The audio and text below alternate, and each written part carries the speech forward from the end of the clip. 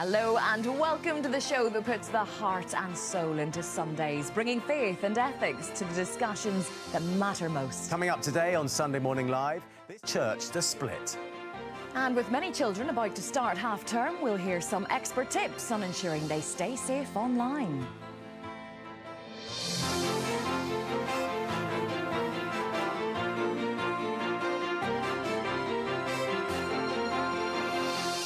We possibly can. Parven, I'd like to bring you in at this point. You run a website that gives tips and advice on how we can spot danger signs. And I think what's really concerning for any parent is the fact that we're talking about kind of pre-teens here as well. These are children.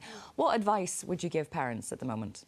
Well, if you want to talk about spotting dangers, it really depends on the context at which it happens as well. So, for example, if you're talking about a child who plays video games online, you want to be aware of things, say, like flaming, which is sending inflammatory messages from very small insults to more serious harassments. You want to be aware of things like, your child being approached by strangers on, multiplayer games, violence on the game. If you talk about your child being on social media, you want to be aware of like cyberbullying to more harmful content in the case of, say, Molly Russell. So it really depends on the context on how and where your child actually used that device for.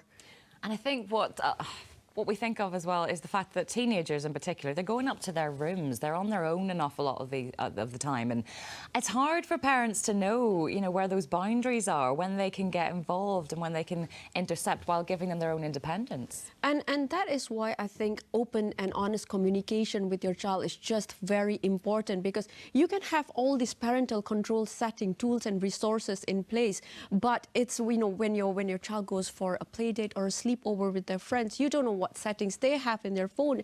And that is why having this open line of communication where your child can come and talk to you about any problem, which is the crucial and the core vital point about, about digital parenting, because there are some things which is going to be beyond your control, but you want to be able to have that trust with your child that they can always come and talk to you about any problem that they may be facing, in the online world. Because let's not forget, their digital world is just as important as their real world, and we need to put just as much effort into it. It's so easy to say that sometimes, though, but in practice it's so difficult. What would you say to parents? What's the best way for them to talk to their teenagers about this, to approach this? Ask, listen, and don't be judgmental.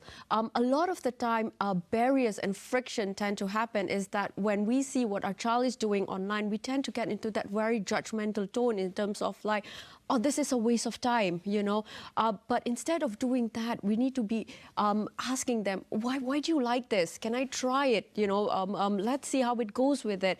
The more you listen, the more you ask, it'd be surprising, how much you can actually learn from it.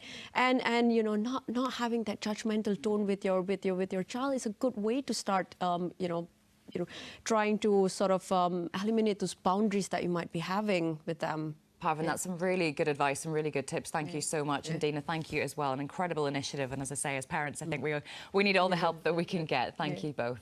Thank you.